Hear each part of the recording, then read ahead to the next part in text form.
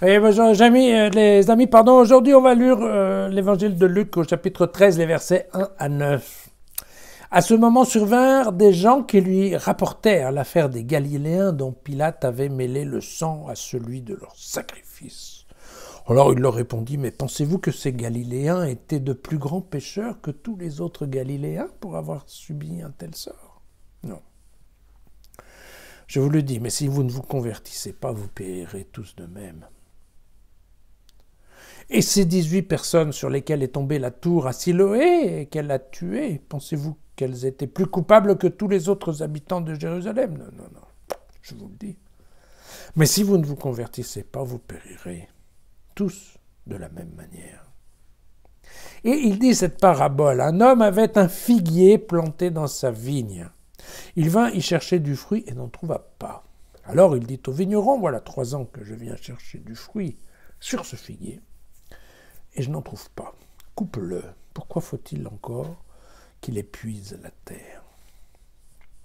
Mais l'autre lui répondit, Maître, laisse encore cette année le temps que je bêche tout autour et que je mette du fumier. Peut-être donnera-t-il du fruit à l'avenir. Sinon, tu le couperas. Voilà. Alors, évidemment, aujourd'hui, c'est un peu plus... c'est moins grandiose que le fils prodigue, que le père prodigue dit. Fils prodigue, père prodigue hier.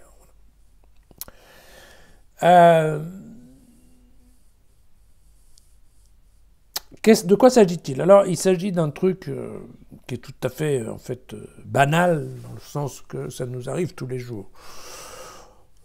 On nous parle en fait de 2 événements qui ont été confirmés par, entre autres, le livre historique de Joseph, qui est un écrivain romain, qui effectivement raconte que notre ami Pilate, qui était quand même, je vous l'avais dit, assez salopard quand il s'agissait de pourchasser les Juifs, avait été en effet pourchassé des Juifs récalcitrants, je suppose, jusque dans le temple, et que dans le temple en question, il a été en fait tué les Juifs au sein du temple,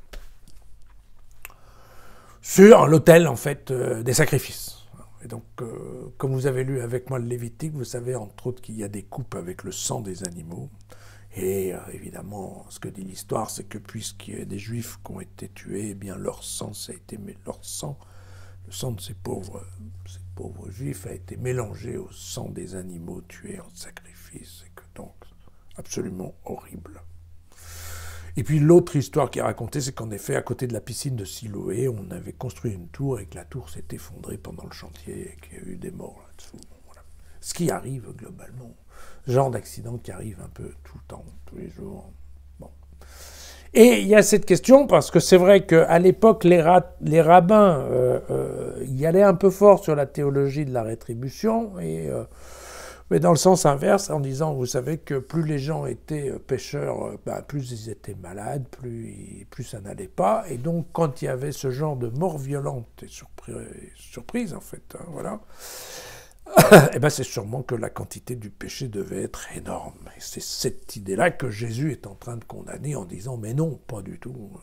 C'est pas parce qu'ils étaient plus pécheurs que d'autres que ceux-là sont morts dans cet accident. » Mais, c'est là que Jésus, ou en tout cas notre ami Luc, passe par derrière et dit « Mais attention, ils n'étaient pas plus pécheurs que d'autres, mais ils étaient pécheurs quand même. Et si vous mourrez en étant pécheur, eh bien vous allez mourir de la même façon qu'eux. » C'est bien ça dont il parle. Ils ne sont pas morts parce qu'ils sont pécheurs, mais par contre, ceux qui étaient pécheurs au moment où ils sont morts, eh bien ils sont morts pécheurs. Et si vous êtes pécheur et que vous ne vous convertissez pas, eh bien, le jour où vous allez mourir pécheur. Exactement de la même façon. Voilà. Et c'est là derrière qu'il raconte son petite histoire de figuier. Hein. Bon, le figuier, il est utilisé pour plein de choses hein, dans la Bible et dans le Nouveau Testament. C'est pas ça la question. Il est supposé donner des fruits, vous voyez. Bon, à l'époque, en effet, en Palestine, on mélangeait les figuiers et la vigne, ça posait pas de problème. Mais ce qui est sûr, bon, c'est que là, le propriétaire s'énerve parce qu'il vient pas de fruits. Évidemment, on pense à Dieu. Et que donc, puisqu'il n'y a pas de fruits, eh bien, voilà, le propriétaire se dit bah, ça ne sert à rien, on lui coupe la tête, terminé quoi. Et vous voyez que voilà, c'est là où le vendangeur, le vigneron, il dit non mais attends, hein. Et en fait il négocie un sursis. Je vais peut-être m'en occuper, laissons encore une saison quoi. Mais s'il n'y avait pas eu le sursis qui était inspiré par le vigneron, eh ben le figuier aurait déjà été rectifié. Et donc le message de Luc est bien celui-là, c'est attention les amis. Si vous mourrez en étant pécheur, c'est foutu. C'est la guéhenne. Avec le ravin entre les deux et de l'autre côté Abraham et Lazare. Voilà. Et donc il est urgent que vous vous convertissiez. Et en cela, son discours est exactement le même que celui de Jean-Baptiste. Il est urgent, convertissez-vous, demandez pardon. Faites acte de contrition. Et c'est maintenant, pendant que vous êtes vivant. Pourquoi attendre? Parce que ce que vous ne faites pas aujourd'hui, eh bien, demain, peut-être, mais peut-être pas. Voilà. C'est tout simple. Le message de Luc aujourd'hui, il est simple, c'est que c'est pendant qu'on est vivant qu'il convient qu'on se convertisse, qu'on fasse acte de contrition, qu'on reconnaisse notre péché et qu'on prenne l'engagement formel de changer notre comportement. Voilà. À demain, soyez prudents.